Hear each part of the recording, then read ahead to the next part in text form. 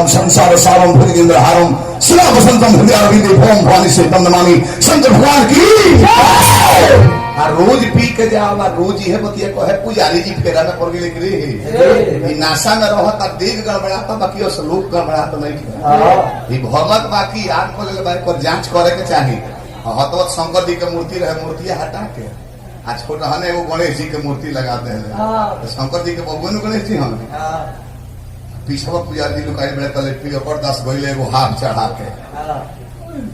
कर्पूर गौरम कर्णावतारम संसार सारम सारा मंत्र पढ़ देता रहे शंकर भगवान की कह के जाए लगले। पहले पुजारी जी मूर्तिया के पीछे से बोलते गणेश जी के पीछवा से का भाई जाता रहो कि अगड़वा घूमे कहता कि बेटा अपना पापा से कह दिया कि काका आई रहे हम पहले गणेश जी ऊपर बेटा न हो पहले कि बेटा अपना पापा से कह दियो कि काका आई रहे हम यानी कि चुपला नीमन कहो हटना गंदा बोले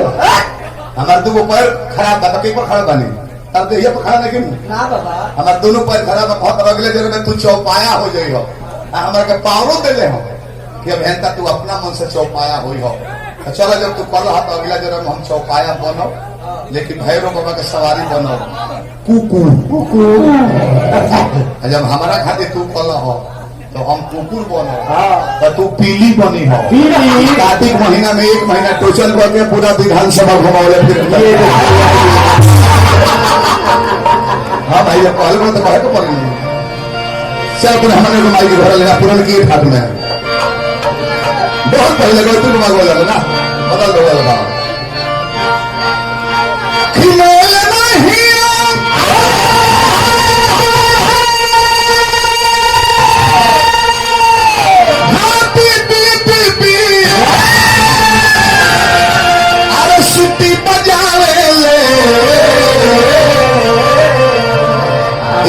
रोज रोज जावे बलमुआ कबो नया मेरे भक्त के छोट लड़का के भाव कभी गीत में सजाले बड़े माई मंदिर के जब रोज माली नावतिया रोज पूजा करतिया रोज फूल डाली लेके आवतिया रोज फूल चढ़ावतिया अनिमीय जात पर तारा स्थान बात कहियो दर्शन नहीं खुद देख कभी गीत में नहीं पता राम भाई भाई जाता रुपये बदौल दे जटावा बाबा हो गए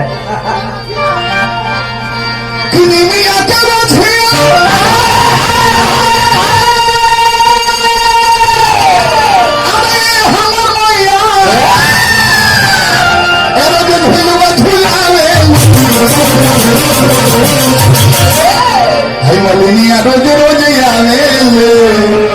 मैया तू कब नया आवे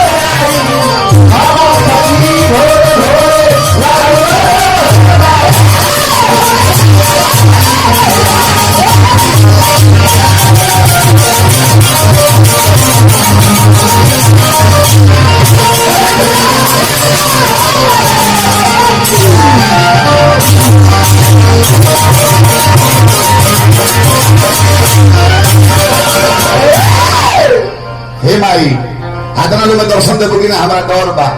कि अईबू की अईबू मई हो तने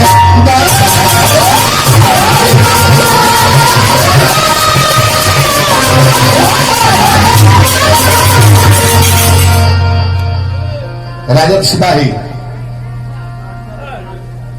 ग्रामीण सहायक राजू यादव जी पुरस्कार हजारों हजार हार्दिक अभिनंदन पद प्रतिष्ठा बना रहा है। हमारा गुरु बाबू यहाँ का ना पता हमारा एकदम एक तरह से हिला तो हम गिर जाए ओई बुकी ना ओई बू मैं हो यो तने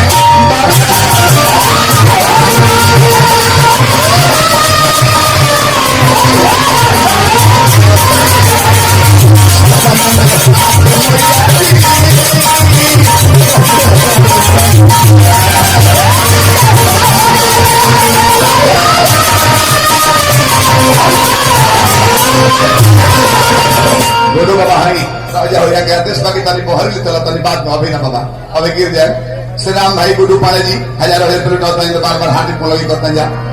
तो सपना में आपके आप लोग आइए यहाँ के थोड़ा सा चल के जाए टक के लेने गोदी बाद में सुमिरन और सुमिरन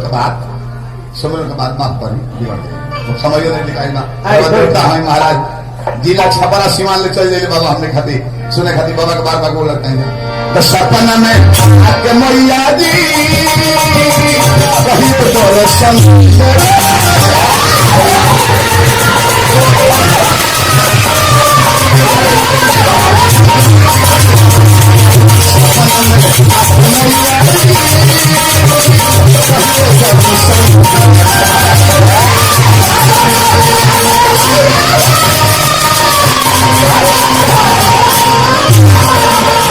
मंत्री जी प्रोग्राम ऐसा कुल चाहे नु कि सुमिरन एक राउंड को तला बगली भर गए बगली फुल हो गए ऐसा सुमिरन चाहे फिर हमारे विधायक जी भी 21 रुपया पुरस्कार दल बनी पूर्व मंत्री साहब दत्तन यादव जी बार बार हार्दिक प्रणाम करते हैं जा यह नेता देखने एगो पहलवान जी के कि कदम दुगोला जमल हो बार हूँ 1 बजे पहुंचब नु तो आधा घंटा बोल दिली तो पब्लिक हाला ना करेला ना तो हम बड़ बड़ नेता लोग देखले बनी 2 मिनट से बेसी बोली लो तो लड़का चिल्लाए देखले बनी अपना आँखी से यही जिला में देखले रजपथ प्रतिष्ठा बना रहे और पब्लिक को जब चाहत बना रहे लालू यादव के अगेंस्ट में दूसर के जीत गए तो लहर में रउआ एगो जीता ने पूरी बिहार में एगो रिकॉर्ड बनौल रहे हमारे वक्त बनौल रहे एक लड़की के बिहार में एगो पल्सर गाड़ी दिल रही है आज ले पैसा ना दे समाज में दे रहे भाई समाज में दे रहे कि इनको मैनेज कर दो चाहिए जब यहाँ घरे कुछ पड़ता तो ना पल्सर तो तरह को साइकिलो दे दिला नौकर चाकर घंटे सौ नेता बरोबरी में कोई दिला करीब कम बेस कोई दिला तारा बुझाते नहीं थे जितना भदौर के समझिया लो बालू एक ताली चाउर लग के ले जाता है फ्री पे खाता ले जाके आज ये कर लेते हैं उधर प्रोग्राम में गड़बड़ाती है आज ये कर चाउर खाएंगे उधर से नमक का गंदा गंदी करती है तो कोहे बिना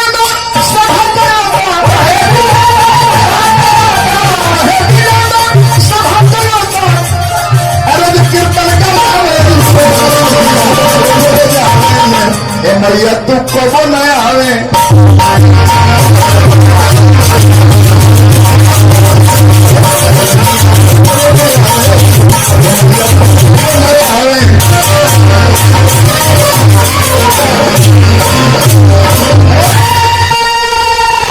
भाई कमलेश पुरस्कार दिला बने 200 रुपया का पुरस्कार दिला बने हमारा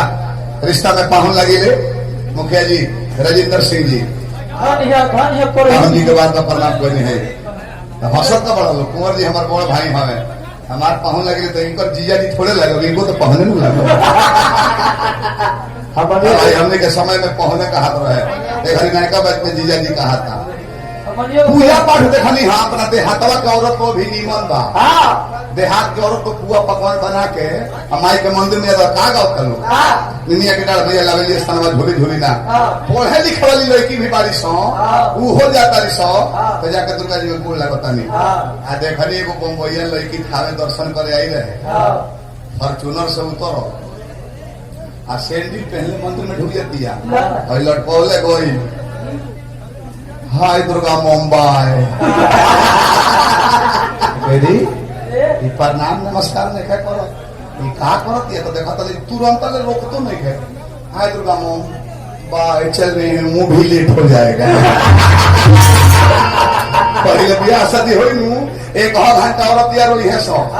दुल्हन बनल भी यार वो थे माई हो माई टकेल के गाड़ी में बैठाओ ले जाके बाबू बाबूजी के देखे से दौड़ के गेट खोल के उतरते हैं से बाबूजी तारा के एक लोटा पानी के दी होता था ये घड़ी नायका में देखा था फैशन में मेकअप भइल पूरा चेहरा पर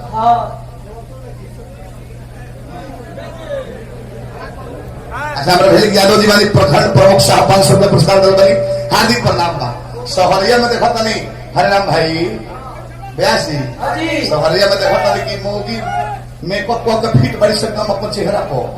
रोत नहीं सकी मेकअप को आ जाए नमस्ते मम्मी नमस्ते पापा नमस्ते चल रहे हम धूप निकल जाएगा बहुत काम है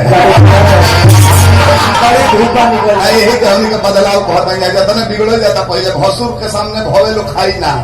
आए भरी हो जा भसुर बैठल बड़े केरा कट कट दिया भाई साहब हाजीपुर वाला ये छोटा रहता है भूसावल वाला बहुत टाइट हो रहा है केकरा के दोस्त है जा कुछ लड़कन के दोस्त है फुहर गाँव तरह सब वही है सब फुहर में गाँव तो ठीक गाँव तरह सब पूछा का है एक घरेलू जमाना का रामायण के बात लगभग कहे लोग बैठा रही यूट्यूब पर सर्च कर देव राम जन्म कृष्ण जन्म सारी रामायण महाभारत सोफा पर सूत के पंखा कूलर चला के मेहरान संग देखबो कहीं नौजवान आज के पढ़े लिखे वाला बेरोजगार के होने के सभी रोजगारों में काम भरा पड़ा अब भैया बैठ के लोग सुनी ठीक करता रहा सौ बनिए के नायका कोई खसरिए पवन के कि कने के ले धुनवा गा के रामायण को गाय को जियत खात बावे ओकरे के दोष मत दो खाली भोजपुरी बिगड़ बा यूट्यूब दबाओ तो एडवांस फिल्म आ जाता 5 मिनट वाला एक पर सेंसर पर रोक न लगावेला हिंदी निमन बा हमने के भोजपुरी बाउल हो गई बा फिर सबसे निमन भोजपुरी बा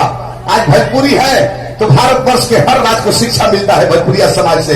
सभ्यता का होला किंग अगुड़ सुख प्रमाण कोई जरा किंग अगुड़ लगे जाता टॉपे बाई में दिल्ली बॉम्बे घेराई बले अब हेलो भोजपुरी के बाउल को होता आज हमने कहा कि और बड़ी समूरी पराचर भगे चले सब जाना बॉम्बे में आधा को हरी बिगले दिया टक टक करते 30 पर जाती है पापा कैसी लग रही है तो कहते गला और बड़ा पहनो सेक्सी लगोगी हमारे भोजपुरी अभी सब राज्य से निमन बा एक में दोष नहीं है गीत गवाता तो खाली गवाता ना बा अब फिल्मिया लोग तो हमने कहते लेकर सर्च करके यूट्यूब पर देखा था सब ओकरा को रोकना लगावेला जो बच्चा अभी जन्म लिया है 10-12 साल का हुआ है तब उसका व्यवस्था टंच हो जा रहा है ऊपर रोक लगाओ Mahakal DJ sound samosa provider Patel जी बनी बहुत बहुत पुरस्कार दिल बनी हार्दिक प्रणाम करते हैं पद प्रतिष्ठा बना रहे हनुमान जी के जय बोले चलो समाप्ति कलार पर हमने नहीं हनुमान जी राय बहादुर सब भिखारी फल को लोही भाव में मंदिर को है के बाद और बेटा चित न रही हनुमत से ही सर्व सुर कर रही जगह बार में लिखो कि अद्भुत धामम हेम से लाते हम दमन कुशानम ज्ञानी नाम अग्रगणम सकल ब्रह्म धाम वहां भीषम रघुपति प्रिय भक्तवाद जातम नमामि राज ठाकुर जी बाजी अभी भिखारी फल को लग रही कि हावे हावे देख अरे मोहम्मद के फिकीर महावीर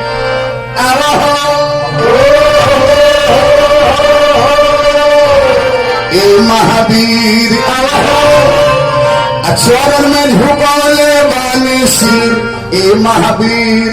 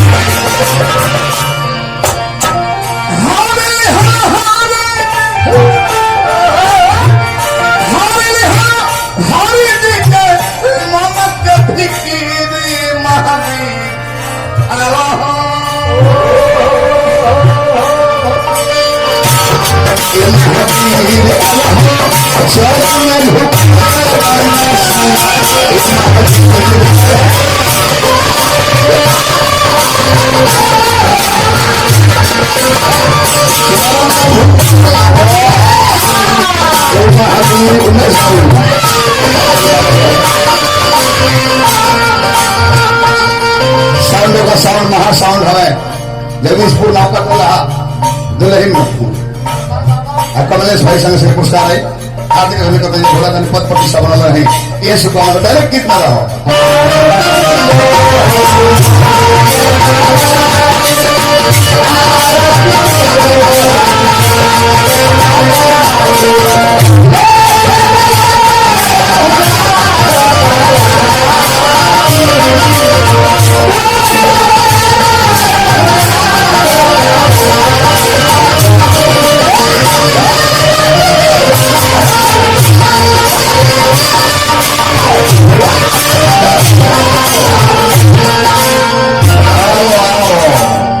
संतरा को हाथ रोक जाए समय समाप्त बाब हम बहुत बहुत पुरस्कार है हार्दिक शुभकामना करते हैं जब भोला गांधी और पद प्रतिष्ठा बनौले रहे राजी यादव जी सिपाही जी मैंने पुरस्कार देने में सैकड़ों रुपए के हार्दिक शुभकामना करते हैं कहिया माली मेरा नाम लक्ष्मण के मरल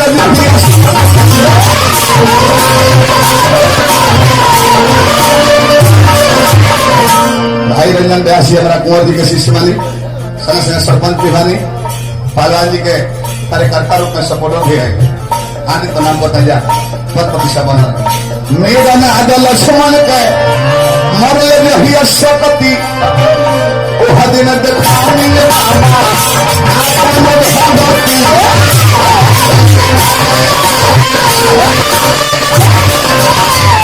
भगवान राम लक्ष्मण के मस्तक जन हाथ में घी भाई लक्ष्मण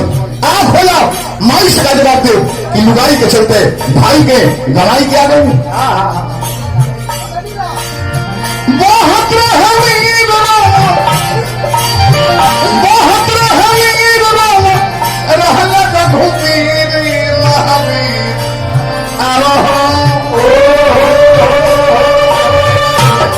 हनुमान जी के सुमिरन हो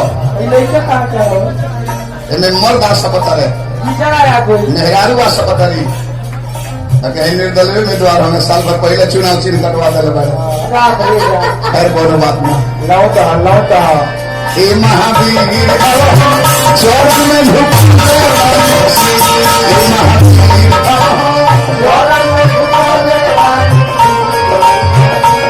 बहादुर साहब को भिखारी ठाकुर उद्घाटन में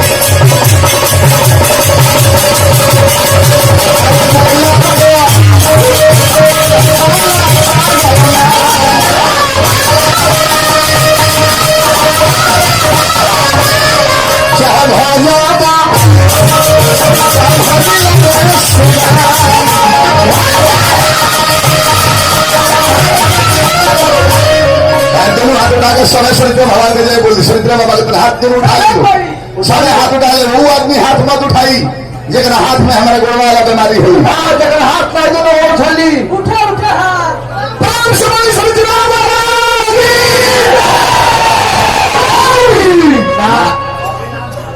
हरा जिला वाला जयकारी डबल हुमच दिया जय लगी जगह सहावा हुला ना मार ले फिर से होगा करक बार फिर से अच्छा हमारा मुखिया जी मानी मंटू भैया पुरस्कार दो शब्द मैंने हार्दिक प्रणाम करते हैं पद प्रतिष्ठा बना रहे मुखिया जी के राज में केहू दुखिया मत रहे सबसे भारी लड़ाई मुखिया के हो विधायकी या सांसद से भारी हमारे लिए विधायक जी विधायकी में तो लहर बा मोदी के दे दो तो दे दो नीतीश के दे दो तो दे दो लालू जी के दे दो तो दे दो जनगांव में एक आध बार नहीं हो जाए वो सपोर्टर दे दी मुखिया के इलेक्शन मत पूछी बूढ़ो के प्रणाम कर का प्रणाम ठीक बा में तो हम मुखिया जी रोवे के दिया बूढ़ो गए द्वार पर लेके कहते पापा केकरा के दिया तो पुरनका मुखिया जी के तो चुप रहो कल मोटरसाइकिल मांग गई तो मुखिया जी के भाई कहता के पेट्रोल खत्म हम ना दे बाबूजी के अलगे वोट बनाओ बेटा के अलगे बनाओ ताले दोनों बन गए तो बुढ़ियों के लगे वही बड़े बूढ़ो कहले का हो ठीक बालू न तो हाँ जी वोट केकरा के दे तो पुरनका मुखिया जी के तो हम ना दे परसों हित लो आई बच्चा पति मांगे गई तो मुखिया कहता रही कि हमरो घरे वो आ गई देहा देही वोट बनाइबो कल इलेक्शन से 2 दिन पहले दोस्तों को प्रत्याशी यूपी से फ्रूटी मंगा के एक दिन तो घुसी कटवा कर बहु बिहार भेजा 900 में खतरे की बड़ी मेहनत है इलेक्शन में हम भोगी हैं अरे बोला